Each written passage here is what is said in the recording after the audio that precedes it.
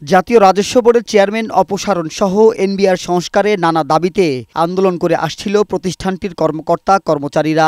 সবশেষ তারা complete shutdown ও মার্চ টু এনবিআর কর্মসূচি পালন করে। তবে রোববার রাতে আন্দোলন প্রত্যাহার করে নেয় এনবিআর সংস্কার ঐক্য পরিষদ। প্রায় ১.৫ মাস ধরে চলা আন্দোলনের কারণে অচল অবস্থা কাটিয়ে স্বাভাবিক কার্যক্রমে ফিরেছে রাজস্ব আদায় কার্যক্রম। সোমবার থেকে অফিস করছেন কর্মকর্তা কর্মচারীরা।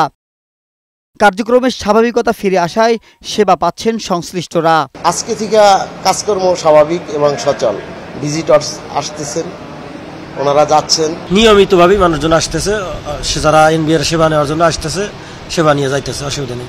সেবা প্রত্যাশীরা জানান, ১ মাসের বেশি সময় ধরে এনবিআর এর কার্যক্রম বন্ধ থাকায় নানামুখী সমস্যার সম্মুখীন হতে হয়েছে তাদের। দীর্ঘ ১ মাস তো আমরা কখনো কার্যক্রম করতে পারি না, আমাদের খুব সমস্যা হয়েছে। গভর্নমেন্ট একটা টার্গেট থাকে, ওই অনুযায়ী আগায়। ওরা ওই সময় একটু বেশি সোচ্চার থাকে, তাই ওই সময়টা হয়তো কিছুটা ব্যাঘাত ঘটছে। আশা করি যতটুকু সময় আছে এর মধ্যে হয়তো ক্লিয়ার হয়ে যাবে। এনবিআর চেয়ারম্যান জানান, গতকাল থেকেই সারা দেশের কাস্টম হাউস ও বন্দরের রাজস্ব আদায় শুরু হয়েছে।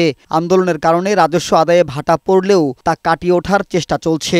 আজকে আমাদের সারা দেশের সবগুলো দপ্তর সংস্থাই সকাল থেকেই কাজ করছে, সম্পূর্ণ উপস্থিতি আছে। ব্যবসা বাণিজ্য যেমন বিঘ্নিত হয়েছে, একইভাবে আমাদের রাজস্ব আদায় কার্যক্রমে হোঁচট খেয়েছে। আজকেও সময় আছে, আজকেও তারা চেষ্টা করছে। এখন পর্যন্ত ৩,৬০,০০০ কোটি টাকার বেশি রাজস্ব আদায় হয়েছে জানিয়ে এনবিআর চেয়ারম্যান বলেন, গতবারের চেয়ে এবার রাজস্ব আদায় বেশি হবে। গতবারের চেয়ে বেশি হবে এটা নিশ্চিত। মাহবুব আজমি, বৈশাখী সংবাদ, ঢাকা।